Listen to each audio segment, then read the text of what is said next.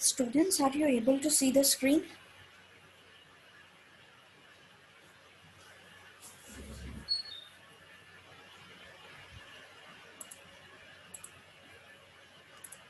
Okay.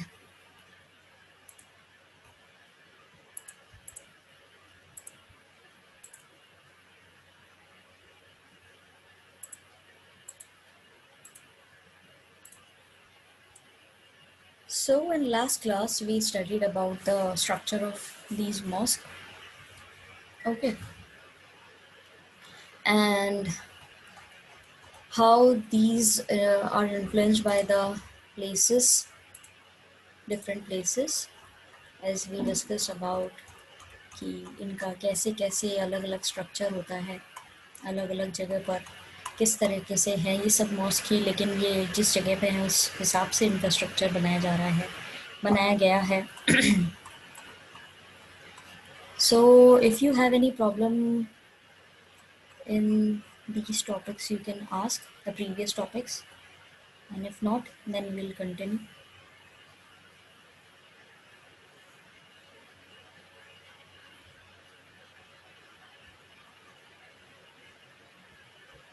किसी को अगर कोई प्रॉब्लम हो पहले के टॉपिक्स में तो आप पूछ सकते हैं, वरना फिर हम आगे बढ़ें. No, ma'am, no problem. Okay. अब क्या हो रहा था, अलग अलग कम्युनिटीज़ के जैसे नाम दिए जाते हैं वैसे ही इन लोगों के भी नाम रखे गए थे. ठीक है. अब जैसे आपको पता है हिंदू जो है ये नाम कैसे आया था, इंडस वैली के ईस्ट में जो लोग रहते थे उन्होंने नाम दिया था हिंदू. ठीक है. अब यहाँ पे मुस्लिम्स जो है वो कैसे इनको रिलीजियस अलग कम्युनिटीज़ को कैसे नाम दिए गए, टर्म्स दी गई, वो हम इस चीज़ के अंदर पढ़ेंगे. और हम ये भी पढ़ेंगे कि क्या जो अलग अलग जो जगह के लोग आते थे, जैसे अलग अलग एरिया से लोग बाग आते थे, उनको उस से जुड़े हुए नाम कैसे दिए गए थे, वो अपने आप को क्या बुलाया करते थे. ठीक है. और कैसे इस चीज़ को आगे जा कर के अलग कम्युनल उसमें डाला गया. ठीक है. कम्युनल टर्म इनको बाद में कैसे दी गई, जैसे कि फॉर एग्जांपल अगर कोई तजाकिस्तान से आया है तो उसको तजिका बोला जाता था, या कोई पर्शिया से आया है तो परशिका बोला जाता था, या कोई टर्किश या टर्की से आया है तो उसको टुरुशिका बोला जाता था. तो अलग अलग कंट्री से या अलग अलग एरिया से जो लोग बाग आ रहे थे उनको अलग अलग नाम दिए जा रहे थे. ठीक है. अब हम इसको लाइन टू लाइन पढ़ेंगे. और हाँ, एक बात और कि जो अलग कम्युनिटी से लोग बाग आए जाते थे, जब इनको कंबाइनली देखा जाने लगा था, तो क्योंकि ये ब्राह्मणिकल आइडियाज़ को तो बिल्कुल पूरी तरह से डिनाई कर रहे थे, ये इनका अलग कल्चर था, इनके अलग रिलीजन था, तो ये अलग चीज़ को फॉलो करते थे, तो इनको एक अलग टर्म दी गई थी. वहाँ पे जो बाकी जो सोसाइटी थी अलग, जो इनके क्योंकि अलग लैंग्वेज हुआ करती थी, इनकी अलग सोसाइटी हुआ करती थी, जो दूसरे थे जो पहले रह रहे थे इंडिया में, उनके द्वारा इनको एक मलिच्छा करके जो एक टर्म है वो बोला जाता था. ठीक है. अब हम इसको लाइन टू लाइन पढ़ेंगे. We often take the terms Hindu and Muslim for granted as labels for religious community. हम अधिकतर हिंदू और मुस्लिम के नाम से अलग अलग इनको बुलाते हैं. ठीक है. रिलीजियस कम्युनिटीज़ को अलग अलग हमने अपनी लेबल से रखे हैं. Yet these terms did not gain currency for a very long time. लेकिन फिर भी ये जो टर्म्स हैं इनको काफ़ी समय तक इनको एग्जिस्टेंस में नहीं लाया गया. ठीक है. Historians who have studied Sanskrit texts and inscriptions dating between the 8th and 14th century point out that the term Musalman or Muslim was virtually never used. Historians ने जिन्होंने टेक्स्ट पढ़ा है कब से 8 से 14 सेंचुरी के अंदर, उन्होंने इंस्क्रिप्शंस पढ़े हैं, संस्कृत टेक्स्ट पढ़ा है, उन्होंने ये बात क्लियर करी है कि ये टर्म मुस्लिम और मुसलमान कभी यूज़ नहीं की गई थी. Instead, people were occasionally identified in terms of the region from which they came. और इसके बजाय क्या होता था, जो लोग बाग जिस रीजन से आए उसको उस रीजन के नाम से ही जोड़ करके बुलाया जाता था. So the Turkish ruler were designated as तुरुशिका, तुर्शुका. ठीक है. जो टर्किश रूलर हुआ करते थे उनको क्या बोला जाता था, तुर्शुका. Tajika were people from Tajikistan and Parashika were people from Persia. ताजिका कहाँ के लोग हैं, तजाकिस्तान के लोगों को बोला जाता है ताजिका. और पर्शिया के लोगों से आए जो लोग थे, उनको माइग्रेंट्स जो थे उनको क्या बोला जाता था, Parashika. Sometimes term used for other peoples were applied to new migrants. अब कई बार जो है ये टर्म जो है नए लोग जो आते थे वहाँ से उनके लिए भी यूज़ की जाती थी. For instance, the Turks and Afghans were referred to as Shakas and Yavanas.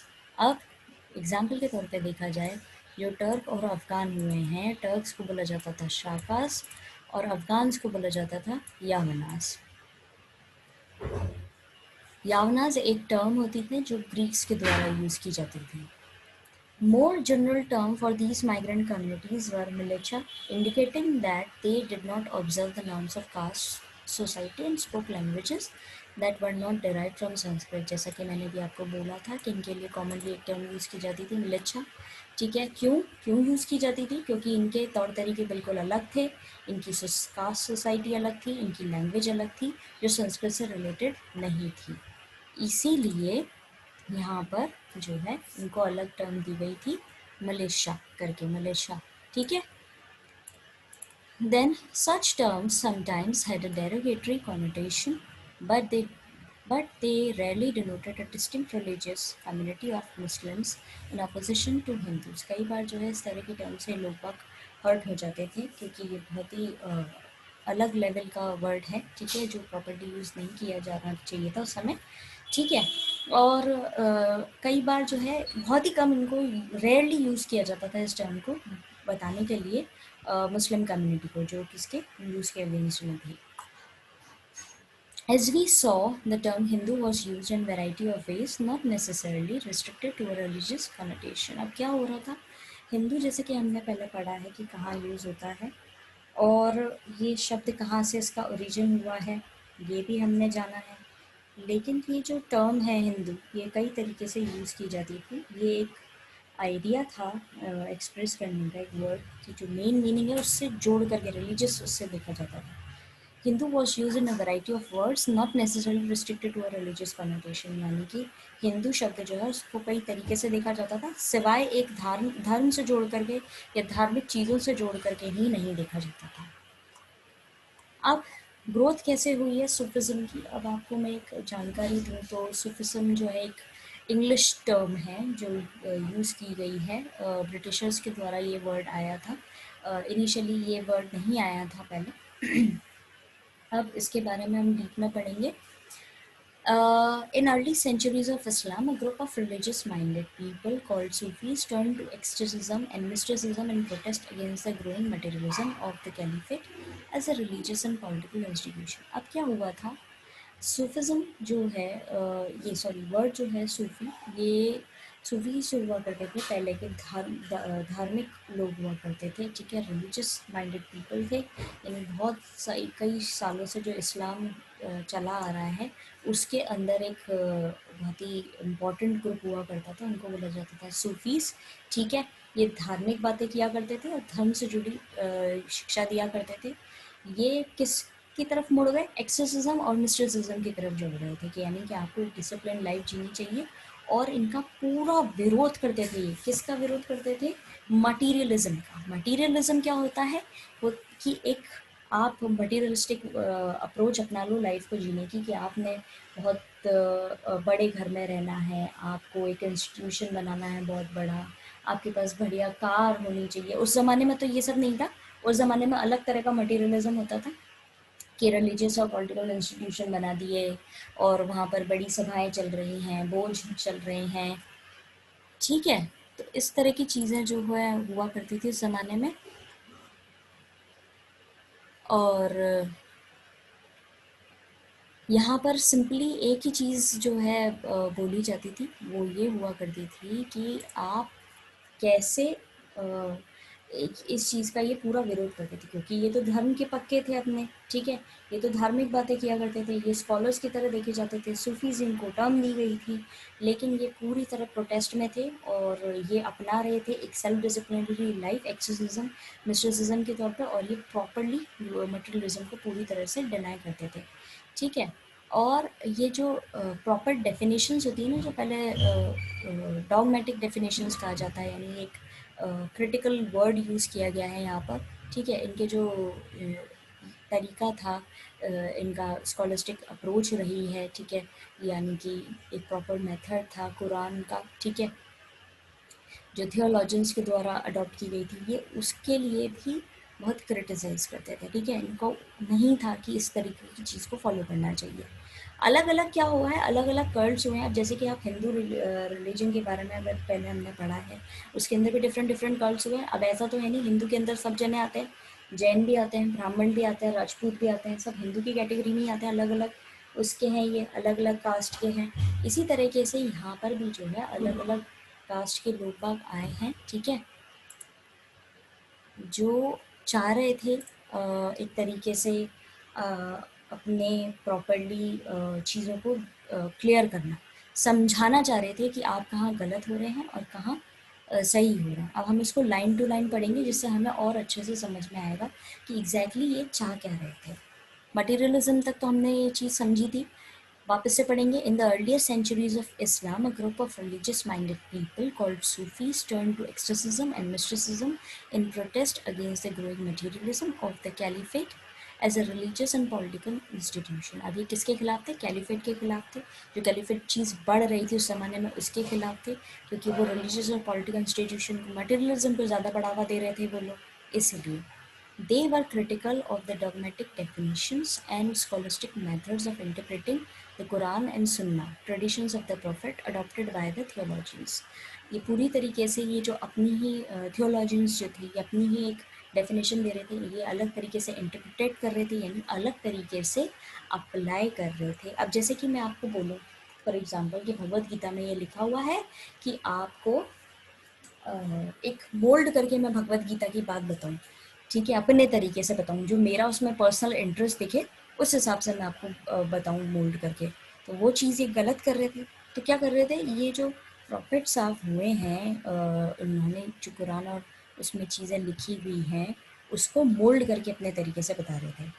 Instead, they laid emphasis on seeking salvation through intense devotion and love for God by following His commands and by following the example of Prophet Muhammad, whom they regarded as a perfect human being. अब ये profit Mohammad साहब जो हैं, इनको ये एक अच्छा perfect human being की तरह देखते थे। कौन लोग देखते थे?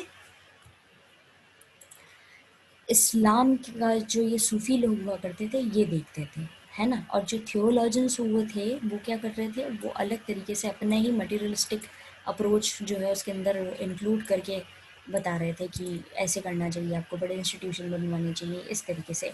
तो वहीं सूफ़ी लोग जो थे, वो उसको पूरी तरह से डिनाई कर रहे थे, क्रिटिसाइज़ कर रहे थे, और ये समझा रहे थे कि भगवान अगर आपको चाहिए, अगर आपको साल्वेशन चाहिए, यानी कि आपको जो ये प्रॉफिट साहब हैं, इनकी चीज़ को अगर आप फॉलो करेंगे तो आपको मुक्ति मिल जाएगी, ठीक है, उसके लिए आपको बहुत इंटेंस डिवोशन यानी खूब भक्ति करनी पड़ेगी, और भगवान के दिए हुए कमांड्स जो हैं उनको फॉलो करना पड़ेगा। फॉर एग्जांपल प्रॉफिट मोहम्मद साहब जो हुए हैं, वो एक परफेक्ट ह्यूमन बीइंग थे, तो उनकी बातों पर अगर आप चलेंगे तो आपको साल्वेशन मिलेगा। ये लोग, ये चीज़ सूफीज़ के द्वारा कही गई थी। The Sufis thus sought an interpretation of the Quran on the basis of their personal experience. अब सूफीज़ जो थे, क्या कर रहे थे, कुरान में जो लिखी गई बातें हैं प्रॉफिट मोहम्मद साहब के द्वारा, उनके पर्सनल एक्सपीरियंस जो है उसको लेकर के ये लोगों को चाह रहे थे, उनको समझाना चाह रहे थे। समझ आया स्टूडेंट्स? मैम हाँ।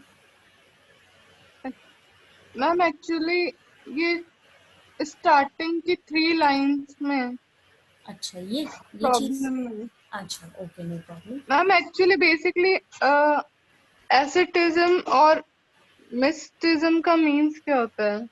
देखो, एस्ट्रोसिज्म जो है, ये शब्द हमने पहले भी पढ़ा है, ठीक है, इसका मतलब होता है एक सेल्फ डिसिप्लिनरी लाइफ जीना, ठीक है, आप स्ट्रिक्ट लाइफ जीते हो, जहाँ पे आप सेलिब्रेसी जो थी, हमने कैलिब्रेसी करके एक वर्ड पढ़ा था, उसको बिल्कुल हटा देते हो, यानी ब्रह्मचार्य अपना लेते हो, और एक स्ट्रिक्ट अपने सेंसेस जो होते हैं, अपनी डिज़ायर्स और विशेज़ जो होती हैं, उनको एक तरीके से कंट्रोल करना सीख लेते हो, ठीक है, मेडिटेशन करते हो प्रॉपर, और एक डिसिप्लिन्ड लाइफ जो है वो जीते हो, जिससे आपको क्या मिल सके, भगवान के उसमें आप जा सकें, एनलाइटमेंट आपको मिल सके। ये तो था हमारा एक्सेसिज्म। और मिस्टिसिज्म क्या होता है?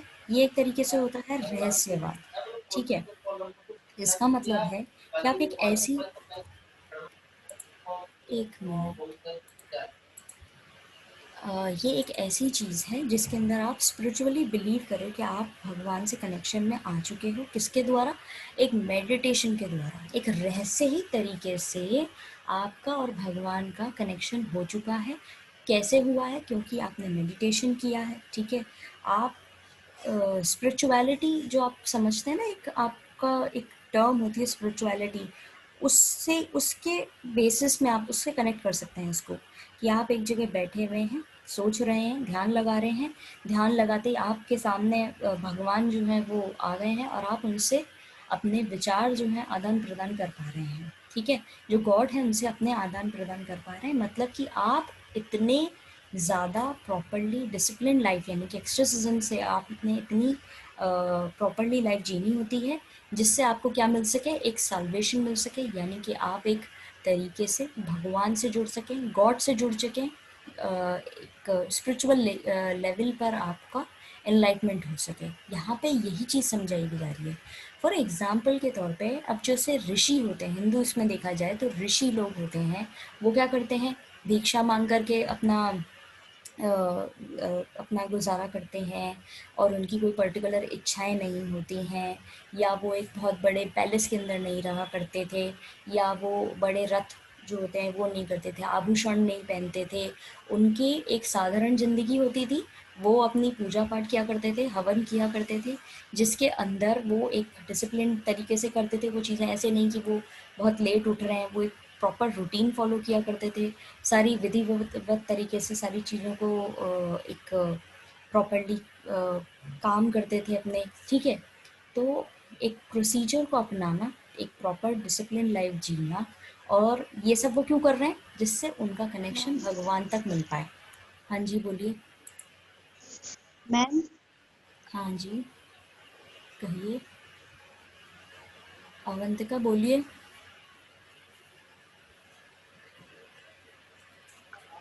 मैम आपकी आवाज कट कट के आ रही है। इसका अपन एक दिस सोल्यूशन इज ले सकते। Not clear. हाँ बेटा, आई एम टेलिंग यू कि अगर आपको आवाज़ क्लियर नहीं आ रही है तो आप जब ये वीडियो अपलोड होगा ना, उसमें मेरी आवाज़ क्लियर हो जाएगी, आपको क्लियरली ये पोर्शन सुनाई देगा, तो आप तब सुन लेना, ठीक है। क्योंकि अगर अपन वेट करेंगे तो अपना कोर्स कैसे कंप्लीट होगा? ठीक है, वैसे ओके मैम। स्लो है, ओके।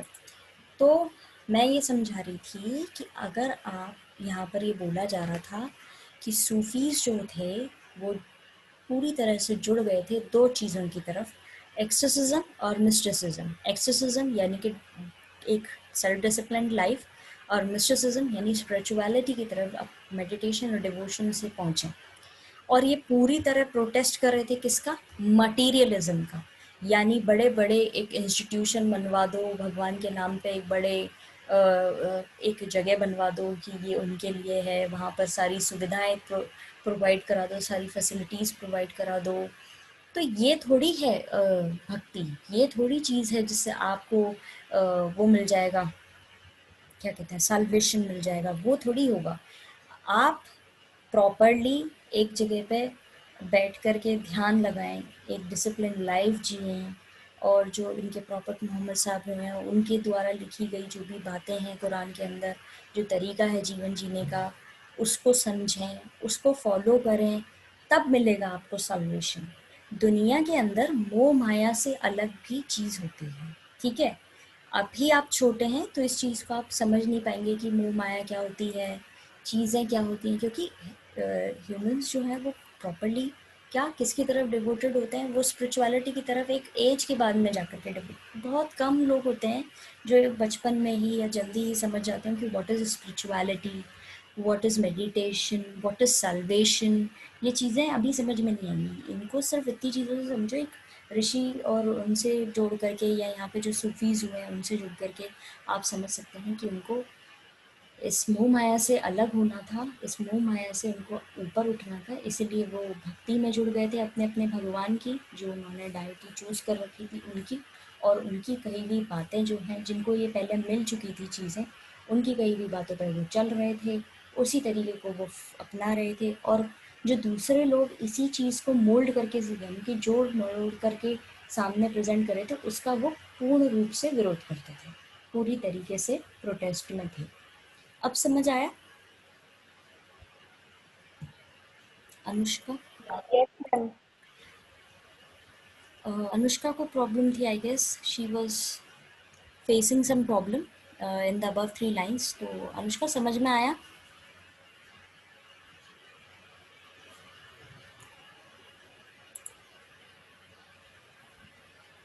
Yes, ma'am. ओके, सो यहाँ पे हमने भी ये चीज़ करी है। अब हम ये पढ़ेंगे सूफिज्म और तसव्वुफ। Okay, Sufism is an English word coined in 19th century. जैसे कि हमने देखा था कि सूफिज्म जो है एक इंग्लिश वर्ड है जिसको 19th सेंचुरी में नाम दिया गया है। The word used for Sufism in Islamic text is तसव्वुफ। अब क्या था, ये जो सूफिज्म है एक प्रॉपर इस्लामिक टेक्स्ट में देखा जाता है, इसको तसव्वुफ बोला जाता है। Historians have understood this term in several ways. Historians ने इस शब्द को कई अलग अलग तरीक़ों से समझा है। According to some scholars, it is derived from saf, meaning wool, referring to the coarse woolen clothes worn by Sufis. अब कुछ स्कॉलर्स जो रहे हैं, हिस्टोरियंस जो रहे हैं, उन्होंने इसका शब्द का मतलब ऐसे निकाला है कि ये सफ़ करके जो शब्द है जिसका मतलब ऊन होता है उससे निकाला गया है, क्योंकि सूफ़ी लोग जो हुआ करते थे वो ऊनी कपड़े पहनते थे। अदर्स डिराइव इट फ्रॉम सफ़ा मीनिंग प्योरिटी, और दूसरों ने इसका शब्द बोला है कि ये शब्द जो निकाला गया है वो है सफ़ा से, जिसका मतलब होता है प्योरिटी, शुद्धता। It may also have been derive from सूफ़ा, और कुछ ने कहा है कि ये सूफ़ा शब्द से निकाला गया है जिसका मतलब होता है the platform outside the prophet's mosque, the where a group of close followers assemble to learn about the faith. Sofa यानी कि चबूतरा कहाँ, जो प्रॉफिट की मॉस्क के बाहर में लगाया जाता है, मतलब बनाया जाता है, जहाँ पे लोग बाग इकट्ठे होते हैं उनके फॉलोअर्स और समझते हैं और सीखते हैं विश्वास के बारे में, उनके लिए ये शब्द यूज़ किया गया। तो यहाँ पे हमारे पास में सेवरल तरीके से जो इन्होंने समझाने की कोशिश करी है। कुछ ने बोला सुफ़ जिसका मतलब है ऊन, क्योंकि ऊनी कपड़े पहनते थे सूफीज़। कुछ ने बोला सफ़ा जिसका मतलब होता है प्योरिटी, ठीक है। और कुछ ने बोला सूफ़ा यानी कि एक चबूतरा जहाँ बैठ कर के इनके फॉलोअर्स इनकी ही बताई हुई बातों को सीखते थे और समझते थे। समझ आया? Yes, ma'am. So we only have 4 minutes left. If you have any problem you can ask. अगर कोई और भी दिक्कत हो तो आप पूछ सकते हैं। No, ma'am. ओके, फिर है हमारे पास में खानकाज और सिलसिलास। अब क्या हुआ था, खानकाज और सिलसिला जो है, ये खानका जो है ये एक पर्शियन टर्म है, ठीक है, जो एक अरेबिक वर्ड शेख से निकली गई है। और पीर और मुर्शिद जो हैं वो भी एक पर्शियन टर्म है जो इसी से जुड़ी हुई हैं। अब जो इनके डिसाइपल्स होते थे उनको बोलते थे मुरीद। कई बार आपने सुना होगा ये शब्द जो है बहुत ही, कि वो उसके बहुत बड़े मुरीद हैं, यानी कि वो उसके डिसाइपल्स हैं, यानी कि वो उनके शिष्य हैं। और इनके जो सक्सेसर हुआ करते थे उनको बोला जाता था खलीफा। अब यहाँ पे कई सारी आपको डिफरेंट उर्दू जो टर्म्स हैं वो सुनने को मिलेंगी और आप समझ पाएंगे एक उनका असल मीनिंग क्या है आपकी जो जर्नल लैंग्वेज है, जो मदर टंग है उसके अंदर, और यहाँ पर इसका मीनिंग जो है वो किससे इन्फ्लुएंस्ड है वो भी आप समझेंगे। By the 11th century, Sufism evolved into a well-developed movement with a body of literature on Quranic studies and Sufi practices. अब क्या होता था, हर एक कल्चर के अंदर अलग अलग लिटरेचर हुई है, ठीक है। हमारे हिंदूज़ में देखा जाए तो उसमें अलग तरह की लिटरेचर हुई है, और जो इनकी लिटरेचर है वो अलग हुई है। लिटरेचर है क्या, क्या चीज़ क्या है लिटरेचर? यहाँ पर प्ले ड्रामा और उनकी बात नहीं हो रही है, यहाँ पर बात हो रही है जो वो कुरानिक स्टडीज़ जो करते थे या सूफ़ी प्रैक्टिसेस जो थी उनका लेखा जोखा जो था, उस चीज़ को उन्होंने प्रॉपर्ली जो एक कंपाइल किया था एक बुक के अंदर, उस तरीके से। जैसे हमारे रामायण हुई है, महाभारत हुई है, और बाकी चीज़ें जो लिखी गई हैं वो सब क्या है, एक लिटरेचर के अंदर तौर पे आएगी, ठीक है। फिर उसके बाद में वो कितनी एडवांस होती गई, उससे रिलेटेड और क्या कहानियाँ बनाई गई, वो चीज़ें एक अलग लेवल पे आ जाती हैं। लेकिन जो बेसिक चीज़ जिसको आप पढ़ रहे हैं, समझ रहे हैं, वो इसके अंदर हम समझेंगे, ठीक है। Institutionally, Sufis began to organize Yes, communities ma'am. around the hospice or khanqa, Persian controlled by a teaching of master known as sheikh, पीर और मुर्शीद इन पर्शियन। अब क्या हो रहा था, जो इंस्टीट्यूशंस चलाए जा रहे थे वहाँ पे, जो सूफी लोगों ने अपनी कम्युनिटी बनाई थी, उसके बेसिस पे उन्होंने जो कम्युनिटीज़ को नाम दिया था उसको बोला जाता था हॉस्पाइस या फिर खानका। ठीक है, पर्शियन टर्म है ये कंट्रोल किसके द्वारा की जाती थी? एक मास्टर के द्वारा, जिसको बोला जाता था शेख, पी, और ये इसके अंडर में कौन आते थे? पीर या मुर्शीद, पर्शियन टर्म्स। ठीक है, शेख क्या है? एक अरेबिक वर्ड है। खानका क्या है? एक पर्शियन टर्म है। कंफ्यूज नहीं होना है किसी भी चीज़ को लेकर के।